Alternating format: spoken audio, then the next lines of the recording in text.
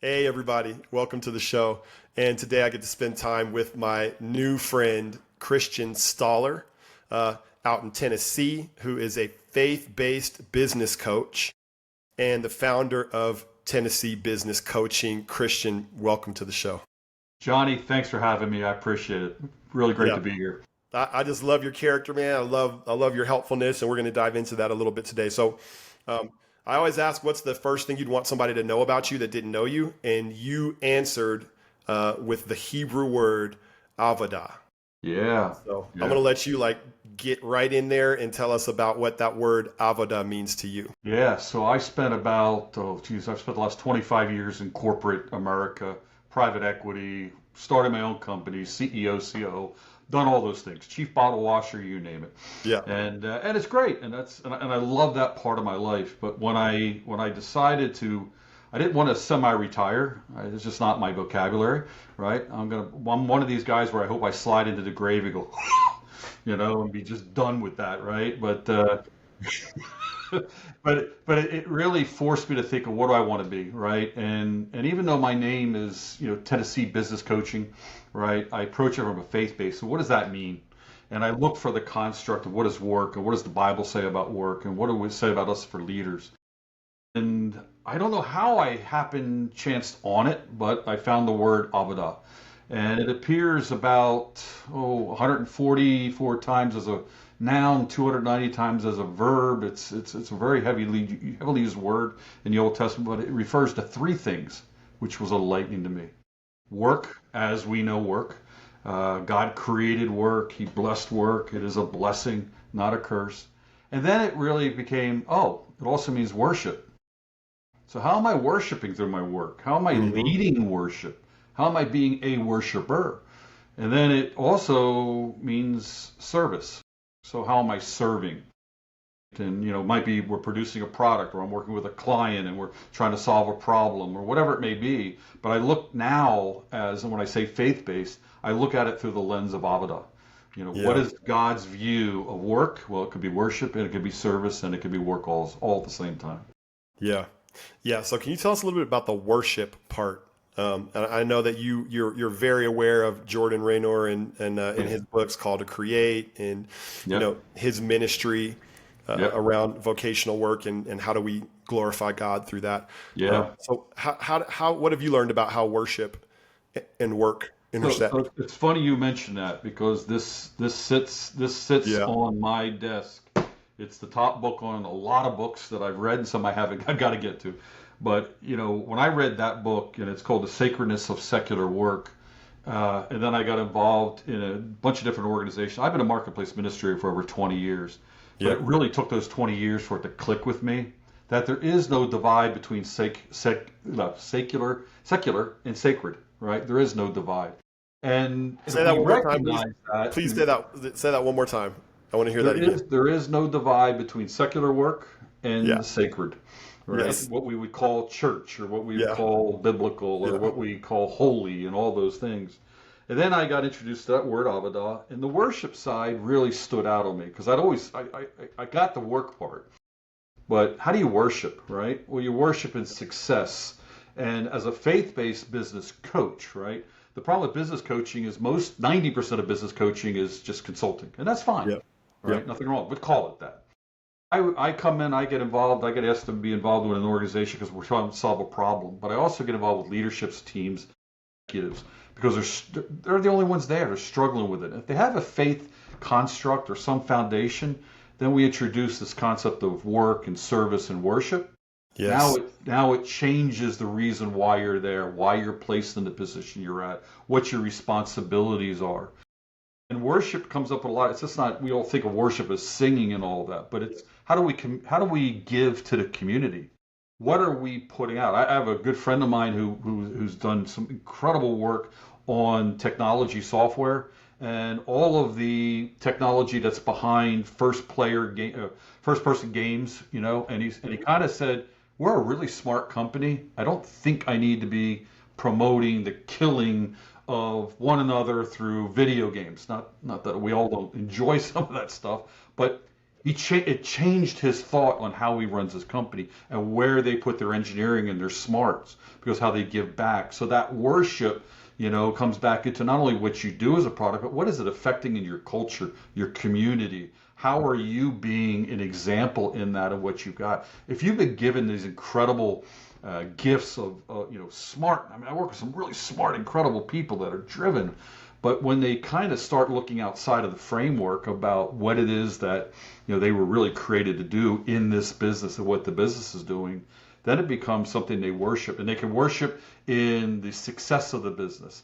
They worship in the caring of their employees, praying for employees, taking care of them.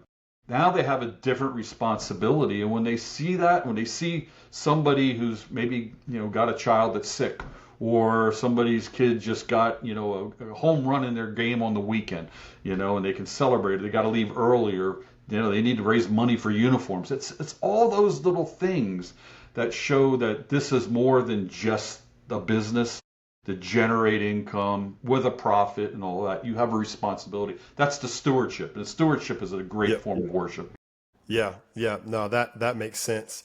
I want to go back and, I told you to repeat, there is no divide between sacred and secular work. Yeah. That is beautiful, man. And that is actually something that came hard for me. That was very hard for me. Like the way I had to learn that was literally within the last year I've learned that, and I've been exposed to a lot of different theology and teaching on it, but there's a difference between knowing it up here and then knowing it down here in your heart. Amen. And I was a pastor for 10 years, had a healthy release from being a pastor about 3 years ago. Oh. And in that 3 years, I just experienced such tension.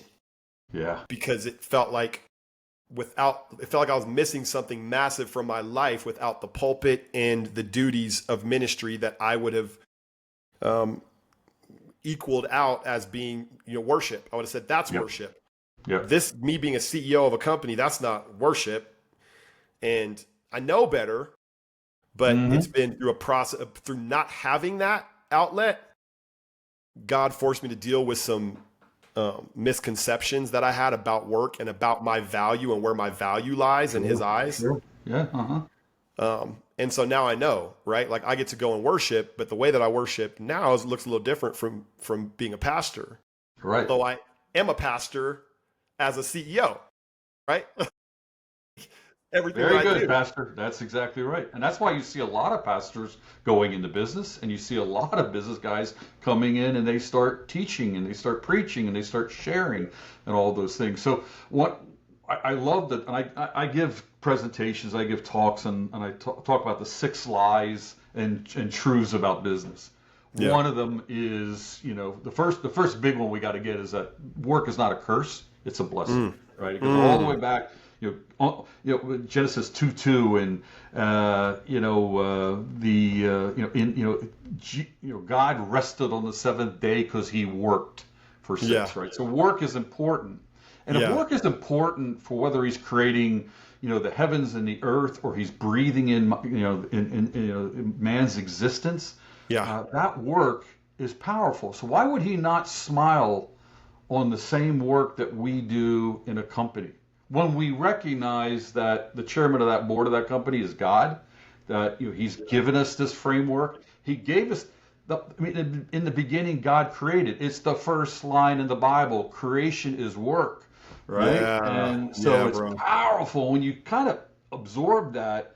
That's when I say there is no divide between the sacred and the secular. You don't have to be in God's will by being just a pastor, right? You're experiencing that now.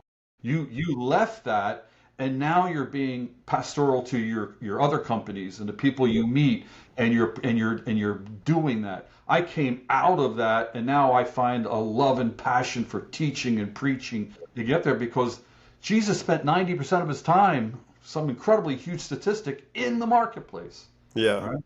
That's where the church needs to go if we want to find people.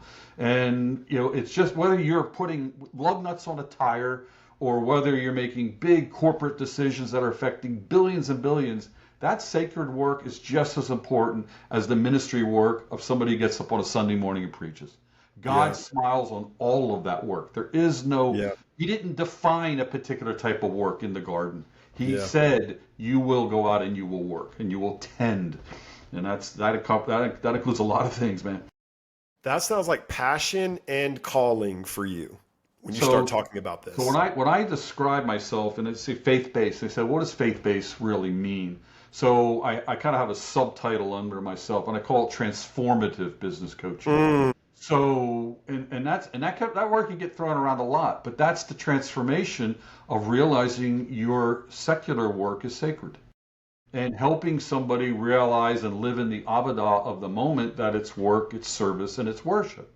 yeah. That transformation, when I can achieve that in a coaching environment, not only solving your marketing or ops problem or bringing somebody in if I'm not capable of doing it, then finding a solution to deal with the problem, but spending one-on-one time with Johnny and what you're doing as a CEO and helping you see it, that's transformative. Because once you transform, you're not coming back. I Cool. guarantee you, you're not going to go back. This is really good. It actually harkens. I love well, just the spirit and the unity of the spirit, right? That you Yeah. and me are meeting together, but we're the sum of many things that have been happening around us to bring us to this moment. I was just talking the other day with a good friend of mine about therapy, and the experience that he's had with therapy, very healing experiences with therapy. Absolutely. And I've done therapy before as well. And but I also have a coach who I meet with Yep. every 2 weeks. And as we were Yep. talking, it was becoming incredibly clear to me, like, oh, my coach, that's when I'm getting coached every 2 weeks, that's also therapy. Right? Yeah, and In many ways. it is, and that's the part of the job I love. It's just something gifted. It's generational with me. It comes from my mother. It's just there's a caring element. As a coach, I'm not a counselor, right? A counselor operates on the negative psychology, fix this, addiction, recurring problems, whatever it is. In our coaching, it's therapeutic, right? Because you're going through a process. And sometimes we get to the point where it's saying, let's find a counselor to help you go through that, Yeah. right? And then Yep. we can, because I Right. work on the positive Right. psychology of the transformation and and God wants us. He doesn't want all the stuff that's in our baggage, and he'll take care of that if you let him through the counseling. And then we go through on the therapeutic, the coaching side of things, on the positive psychology, and then it becomes truly transformational. Definitely. And transformation is the goal. And see, I think that's That's where I see the intersection between the two, because if I'm speaking with a therapist, the goal is to get me in a healthy alignment with what's true, that's right? correct. Like that's the Yep, goal, right? that's right. Because a lot of times fear and the negative emotions come from things that seem real but aren't necessarily true, That's right. right? And so something bad might happen, I might fail and I think I'm a failure. Right. See, right, and Yep. that's and so, but I'm seeing also in good coaching in business. Again, I'm not trying to say that a business coach has the same degrees or that it's exactly the same. What I am saying is there's a basic function that's happening. Yeah. What my coach helps me do is he knows me very well. He loves me. He knows my business. He understands my business. He knows my strengths and he knows my weaknesses. Yeah. And Hmm. what is he doing? Okay, Johnny, let's talk. He listens. Okay, so Johnny, here's the thing that you're avoiding doing that you need to do, right? Those are And those aha moments that you yeah, get to, and it goes, yeah, and then it's yes, either joy or tears or a little bit of both, and yes, that's cool because as good coaches, it sounds like you got a great coach because I do. we're Nate when Ulrich. we may be solving a problem and that's success, right? There's a tangible, there's a measurable, there's a metric, there's a KPI that can quantify that. But when we put our coach hat on at our times, and it's interesting because I'll start with somebody on solving a problem that might be 75-90% of our time. Yeah, Over time, it shifts and it becomes 50-50 and then yep, 75 coaching yep, because when I'm in that, I'm invested just like God's invested in you. And I'm yep, not godly. I am right, trying to act from a God perspective that yes, says, how do I help you? Right? And yes, how do I become that person at the time? And that's why coaching relationships last for so long because we're yes. vested in your success. I've got no dog in the hunt to say. And that's, yeah. So, and that's huge because I think the, what most people lack in their lives, and this would be me for most of my life. I only, I used to think, in my 40s even, and I'm headed into my 50s, but in my 40s, in early 40s, I had the thought because we were thinking about getting a consultant, and I was like, why would I pay somebody that much money to talk to me? Right? Which is the poverty mindset. Right. It comes from like, Very good. where I grew up. Very, very good. That's Yeah. huge. Yeah. Yeah, a poverty mindset. Yeah. Yes. That's where I come from, a poverty mindset. You wouldn't, where if you're barely making it, you're not trying to pay somebody to talk to you. You're trying to pay for food. You're trying to pay for rent and clothes and protection, whatever. And so I had that mindset. But now that I've experienced vibrant, healthy coaching, and I've seen it save my business, I've seen it save me from making very expensive mistakes. I've seen it move me forward years from where I would have been. Right? It's worth more than I pay for it. I have, Far more. Johnny, I love the heart there, and I love the vulnerability of saying that because it is a poverty mindset, and I, I'm a walk and talk and example. So you talk about, heading into your 40s, and I'll tell you right now, I remember the 30s, they were a fun decade. The 40s were a fun decade. The 50s were a fun decade. So I just had another birthday, and it's, as I enter into my 60th decade now, Yeah. it's a whole new thing. But if I had had that coach Yeah. 30 years ago, Yes. 30 years ago, and if I see this with so many people that I want to work with, Yes. and they can't get out of the poverty mindset of, oh, I can't afford that now, or I can't do that, right? And I try never to let that be an obstacle because you just got to experience it. When you experience it, it's very different than the business coaching / consulting approach versus somebody who's really going to care about, all right, Johnny, that was great today. I think we got some great marketing goals and directions, metrics. How are you feeling today? How do you feel with that? How's that sit with you? How's that Yeah. sit with your spirit? How are we going to celebrate that, Johnny? What are you going to do with the Yeah. team, right? Because that's the worship part, right? Yeah. So you bring it back to that Avodah moment, and it's like, yeah, okay. Dude, that's so good, man. And that is so much like if I were to try to pinpoint, Yeah. I think that progress is harder than we think. Transformation is harder than we think, and we want to be transformed. And I mean that in the holistic sense, right? Like born again, if anyone is in Christ, he's a new creation. Old things have passed away, all things have become new. The transformation there is immediate. But there's also this sanctification, growth, maturity, right? Like Jesus learned wisdom, or Jesus learned from the things that he suffered, right? Like even Jesus went through a process of growth, right? Like humans go through a process of growth, which is it is glorious. It is glorifying to God. It is the way the Lord set things up, that we would go through this process of growth and transformation. But it's hard to do. And so if I hire somebody to come in and just tell me everything that's wrong and everything I need to do, and then they go away, then I've missed out on, I think, the key mechanism for real sustained growth, which is a cadence over time, Mm-hmm. a guide who walks with you over time, a guide who Yeah. knows you and Yeah. understands you Yeah. and loves you over time, loves you into transformation. All right, I should record this and put this on my website so that people Yeah. understand transformational business coaching, because that's exactly what it is, and Yeah. it can be a long walk. It can be hard. It's as hard as you want to make it, but it can be as easy as God wants to release it, right? And that's a big difference. And when you think about that, it's like, all right, what am I going to be vulnerable and let this happen and see this transformation? I don't know. I've had so many times to sit down and talk about somebody where they want to figure out how to get through their job or this advancement or whatever, when after several months realize I don't want to keep working. I need to start my own thing. Yeah. The creative in God, in the beginning, God created. That's the DNA and Imago Dei that's breathed into us.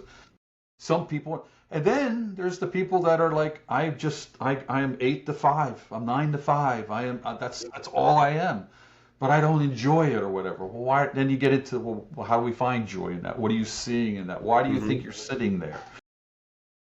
when people process through it, it's, I always say that, look, we're not kingdom building, right? It drives me nuts when people say, "Oh, we're going to build the kingdom." No, the kingdom is 100% built. It's done. It's full. It's 100% realized in the spirit realm. Yes. It is Yeah. Yeah. 100% realized. But we live in a tension of it's done and not yet. Yes, we do. And that's how we live our lives. We are never going to be the fullness that we could ever be because we're sinful, we don't listen and all that. But God wants to live in that tension every day. And that's through the trials, that's through the heartache, but it's also in the success. Back to Avodah, right? It's in that worship side of things. And if we realize we're in that sanctification process, wow, right? Now we can live in it. And when those hard things hit, especially, when you have that coach, like you have that coach, you're not doing it alone. You're not navigating that alone. We were created in a relationship with God. That means we're created in a relationship with each other, right? And look, in the world it is today, having to have relationships, and now we wonder why we're in such problem, So, Man, I'm a student of transformation.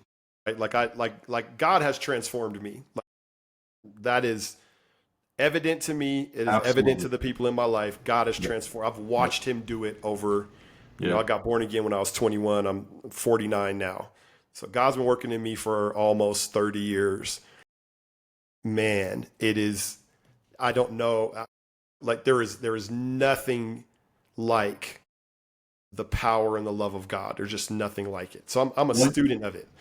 Amen. I love it. I One love thing it. I've noticed, if there's of all the ways to grow and transform, mentorship to me seems to be way, way up there in terms of um, growth accelerators. It might be the greatest growth accelerator that I'm aware of is serious mentorship. Like, again, somebody who knows you, knows your heart, knows your strengths, knows your weaknesses, and is dedicated to helping spur you forward into the full potential of what you uniquely are in your true identity in Christ.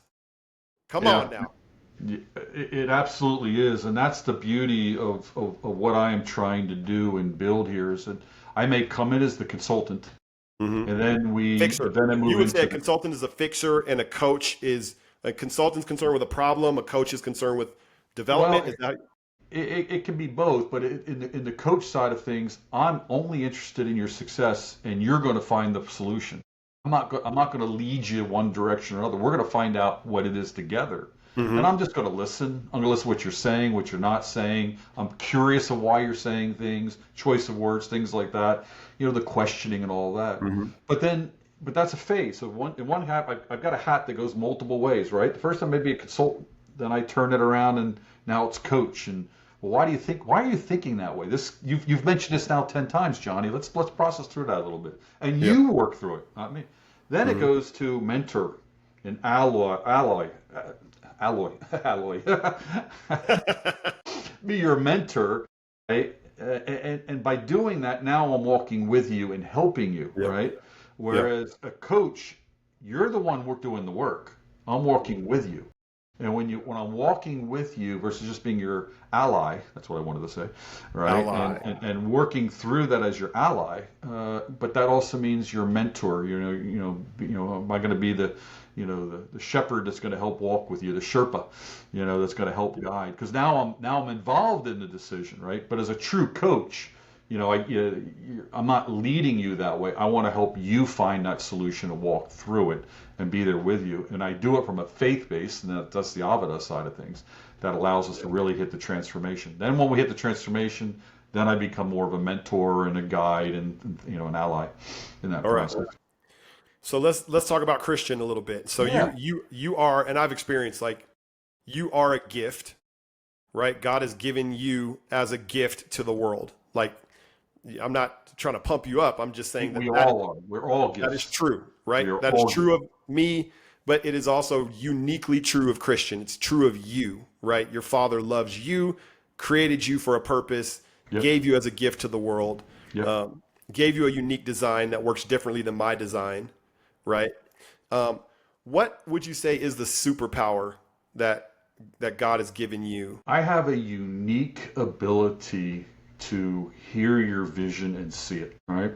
Man. And that took me a while because at first it was I would you'd see something. I was very successful at a very early age and was blessed in a lot of ways, financially and success with business and all of that. And I kind of let it go to my head. Oh, I can see that problem. I'll solve this problem, whatever. And then it was realized that no, God gives me some wisdom. He gives me some knowledge and how to do that and process it. And like I said, I wish I had a coach 30 years ago. But hey, if he's going to do a good work in me at 60, and now let me spend the next 20, 30 years. I don't know how old I'm going to get to, but I'm going to keep going till I breathe that last, just retirement. That just the things don't like. Yeah. I would go crazy, right? So my superpower is I'm a dreamer. I'm an achiever. But now I want to see you achieve. I want to see your dreams realized. I want you to recognize. And when you have that ability to listen to somebody and see their vision and hear their dreams and can help them communicate it, we can get to success. I love that, man. So what are the moments that light you up the most? Oh, well, in the coaching world, we call them the aha moments, right? And it's great when what lights me up the most was when somebody realizes that this just isn't me. I'm not in this alone. There's a God who loves me. There's a God who put me in this position. And I don't mean, I'm just not talking executives, right? And I love the executives because they have such influence, such capability at their hands that they've been entrusted with. When they recognize it, that's cool. But I get pumped up as the guy who's trying to start a plumbing business or a lawn care business and realizes I'm really good at this. Great. Let's figure out how do you really serve and worship and do those things and solve those problems. So it's that aha that they're not alone. They're aha that the dreams are given to them, right? And that sacred secular again. You're right. You don't have to be the pastor to have them. You don't have to be the pastor to have the vision. You can be just as important to God in your work because that's what He did. Yeah, man, this is so good. So now, try not to get to that preachy point. Yeah, well, man, you can preach, man. You can preach as much as you want. Yeah, this is not a preach free zone. This is a do what you like zone. So in that intimate relationship, because I hear it, right? Like I hear like you've been successful in business, you've got a lot of experience there. Yep. You're in what the book calls the second half of your life, right? Like the first. I'm in I'm in the halftime of my life. Halftime. That book, Halftime, right? Bob Buford. Yep. Yes, great book, right? Great book. Going from success to significance, I think, is what he says, right? Absolutely correct. Yes. You're in the significant stage, so now you're the sage and the mentor, trying to help translate that success and that wisdom and that blessing into people coming up behind you, right? And the significance, I just get to play in the sandbox. You're the one experiencing the significant change, that transformation. Right. You're seeing that step over. It must be how Jesus felt when He looks down at what the apostles were doing and the success that was happening in the early church and what church was supposed to be like. Church and how we just live in that Holy Spirit moment now that we have that with us every day. And when that significance, as a coach, I want to see you find that significance because it's yours and yours uniquely. Yeah. Here's what I see, right? So even that term coach, when we use it in business, sometimes we begin to divorce it from its sports application. But a sports coach, you're not on the court playing the game anymore. That would be silly, right? You're not on the court. But you're investing in the players who are on the court. That's right. And your greatest joy as a coach is to see your team performing to their potential, right? That's right. Transform. Excellent. And you also get to run out on the court and celebrate with them and cut down the net. Yes. We're a big college football family, huge college basketball family. My wife went to the University of Kentucky. I went to Villanova University, and we're just like kind of a house divided when we get to college basketball season in March. But The cool thing about being the coach, though, is not only are you calling plays and creating plays, but you're doing it around the people that you have. And you also, in most cases, got to pick those people Yep. you got to have. What I Yep. always find even more amazing, and I have such a heart for, is high school coaches. Because they don't always, you don't get the, well, there's some recruiting, but there's, for the most part, you have the population you have, and to be able to work and mold them and take care of them. And especially when there's, could be career threatening, injuries and, or moral and ethical choices players make. And I mean, it's just not about, how to draw at the play to get that final shot before the buzzer goes, right? It's everything that leads up to that. And that is a wonderful place. That's why I say leadership today is coaching. So part of my dynamic is not only to coach you, but to help you become the better coach in that respect. And that's real leadership. Yeah. So I want you to paint a picture for us then. Like somebody that you've worked with, you're a coach, you have a player, you coached this player and his team through to the championship, right? And you got to celebrate with them. Can you describe a time that happened for you? Yeah, I've got a very good friend of mine. Well, he's become a very good friend of mine. I say that now. Yeah. It actually was a company he and I started years and years ago, 20 some years ago. And I went off on my own and all that. He continued to build it, and it's in a consumable market, right? And watching him grow that. And the greatest growth was not only helping him with the company and the dynamics of the company of going from, not being able to survive to being an $8 to $10 million a year company and having some real employees and real influence, but also realizing that, the real thing I'd like to be doing is spending time with my kid, because they're going to be out of the house in the next 3 to 4 years and off to college, and I don't spend that time, right? Yeah. And it was huge, because now it transitioned us to how do we find ways for the employees maybe to take over the company, or we sell the company. Is this a private equity play, or isn't it? Or is it, how do we do all these different things now become academic and as well as financial, and then you've got all the employees. And so, but the real aha was I can't be traveling 3-4 weeks out of the month. Yes. And have a 13, 14-year-old who's going to be gone. I Right. want to spend time. I want to go out and throw ball. I want to go watch his baseball games. And to hear him get to that point was huge, was absolutely huge. And now we're working through that. And it may take him that time to sell the company and dissolve it, or have the employees take over, whatever that model's being. But as we're working through that, because it's something we're literally working through now, it's really exciting, because now he's intentional with what he does, and the time he spends with his wife and his son and all of that, and that's huge. That's massive. So good, man. So good. Right. So now you're talking about a friend of yours having a heart realization about, okay, I've gotten to a degree of success. Do I just stay on the train tracks of whatever that is, wherever that takes me, or is it time for me to stop and think about what I really want, right? And what I really want, my heart is like, oh, I want to go be with my family. Yeah. And I can. If I could take a minute to just stop, I actually can make that change now. Right. And you helping him without telling him what to think, but being a person that invites him to be vulnerable and honest.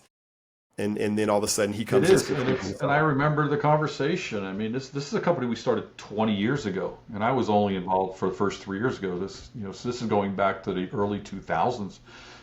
We've maintained contact and friendships and all of that. But when we decided that, hey, I think I can help you, we worked through the academic, the business side of things, structural, and the problems that he was having there, and we'll help him work through those. But then it was that one conversation where, what are we really, what is it that you really, or what is it, right? What do you want? What is it? What's the desire Tell of your me, heart? talk to me about what's in the heart here. And then we Yeah. got to that point.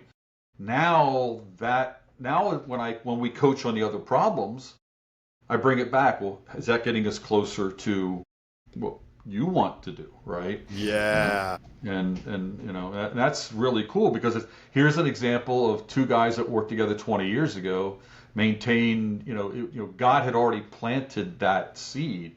My job wasn't to be a partner in this company and see it grow and da da da. My job was just to build a relationship with this guy to come back and have a different relationship 20 years later in this Yeah. transition, right? And that's That's a beautiful thing. that's a beautiful story, man. Thank you for sharing that. Thank you. And it does give us some good insight, I think, into who you are, which is what these interviews are about, right? Like I Yeah. just love the gifts that God has planted inside of people. Like I love it more probably than anybody that I know. I look for it more. Man, I was literally out with my kids today. I took my kids to the park, whatever, downtown Castle Rock, and I just randomly run into this dude named Jordan. Shout out to Jordan, who's pushing his kid. He's got 2-year-old and a little baby, and pushing him in a stroller. And we start talking at some point because if I'm anywhere within 6 feet of you, we're gonna start talking. And I'm the same way. and, Yeah. and I could see immediately this dude has a gift, man. He has this kind of this humble way about him, Yeah. Yeah. this connecting, Yeah. nurturing way about him. Yeah. The way he talks about his wife, the way he talks about his kids. Yeah.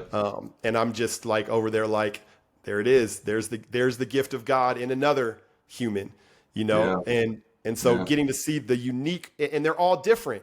The gifts are like, if we had any idea the diversity of gifts that God has placed in the people around us, and if we had more of a disposition to lock arms for what we need than to always think I've got to pull myself up by my bootstraps and manufacture everything that I need, which is Exactly.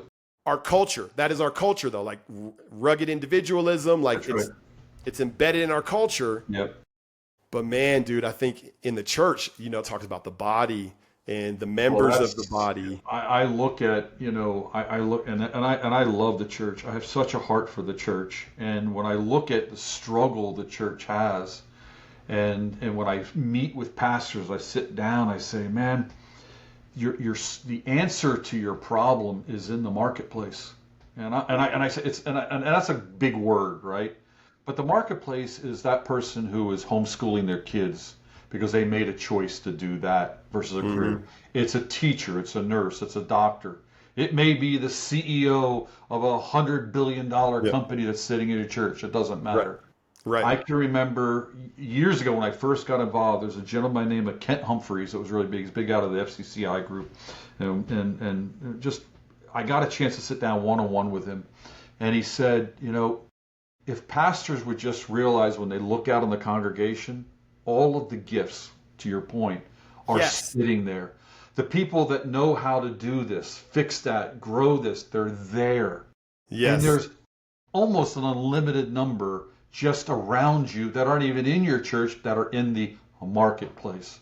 Yeah. So we better figure out, and I challenge pastors, and I love challenging because I've been in that pastoral seat. I get it. I get the tension, and I love them. I love what they do.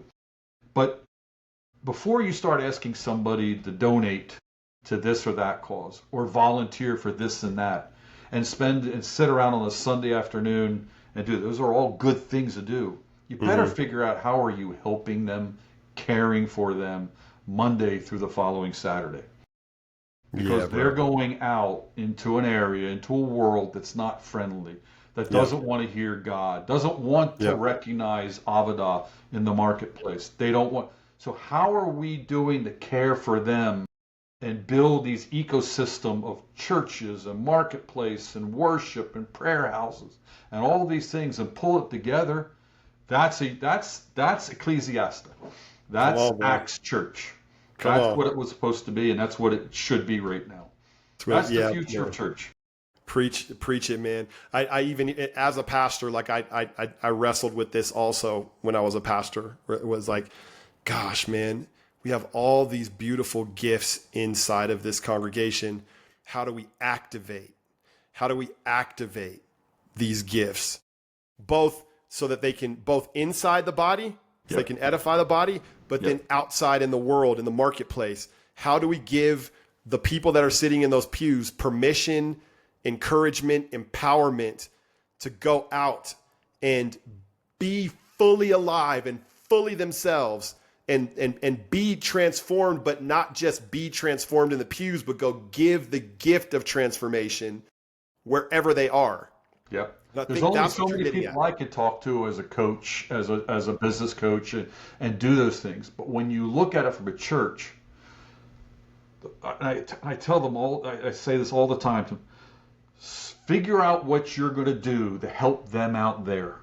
Yeah. Because that's the biggest witness when they walk out of here and they're released. Oh, that's a hard word for a lot of churches, to release people into their ministry when they realize that the ministry is not all on the shoulders of the church, it's on the people that you're releasing. So when somebody goes out there and they start talking or they start acting different or they create different accountability standards, whether they're running for the company or they're working in the company, now all of a sudden they become a witness and somebody says, wow, and this happened all the time in my early career.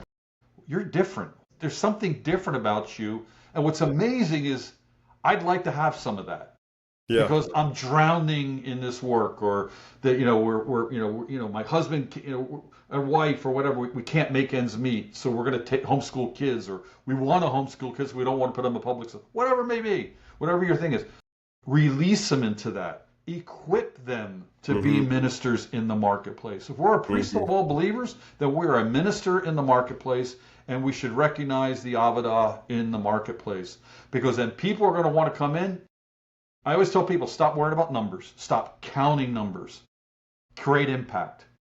You create impact in your community. And I'm a big believer in this kind of an ecosystem of churches, micro churches, home churches, big Christendom churches, all working together, right? When you're able to do that, true transformation occurs. True transformation occurs.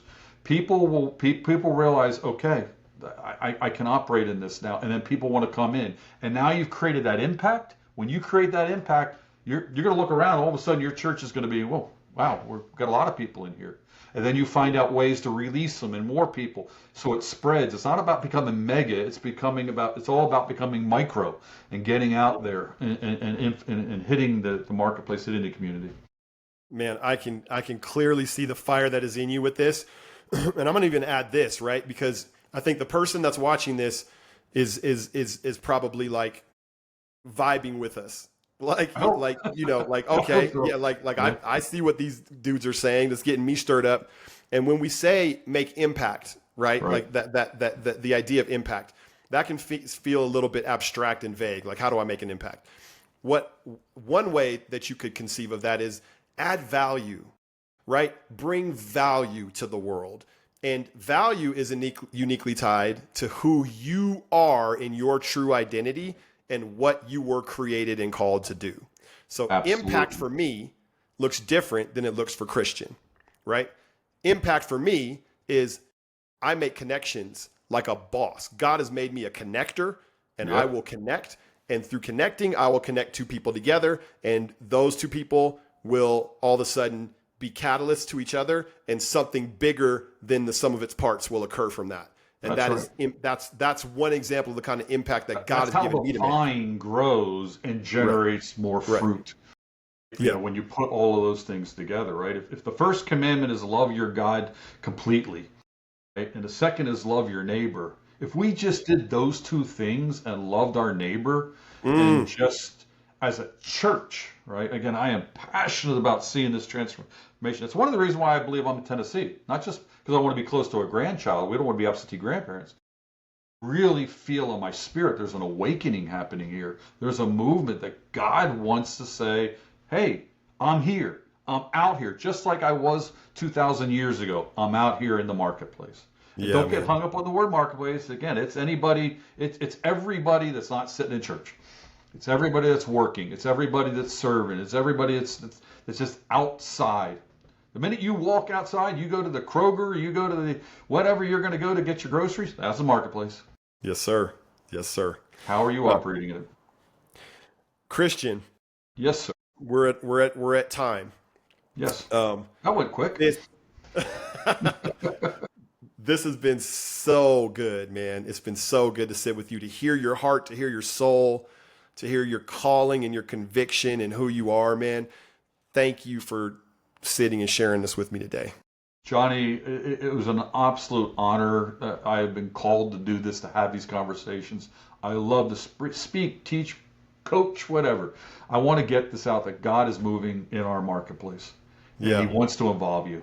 And Yeah. and just if you come away with this whole conversation with one word, Avodah, Yes. work, worship, and service. Yeah, yeah. So anybody out there listening, you've gotten to hear this man's heart. You got to hear his calling. If you think that you would like Christian speaking into your life or helping to cultivate and develop you, let me know. And there will actually be links and contact links and things in the article that gets published with this. But you can also let me know, and I'd be happy to make a connection for you. Truly an amazing man of God. And so thank you, Christian, again. And thank you, everybody who stayed with us up to this point. And we'll see you next time. Take it easy. Take care now.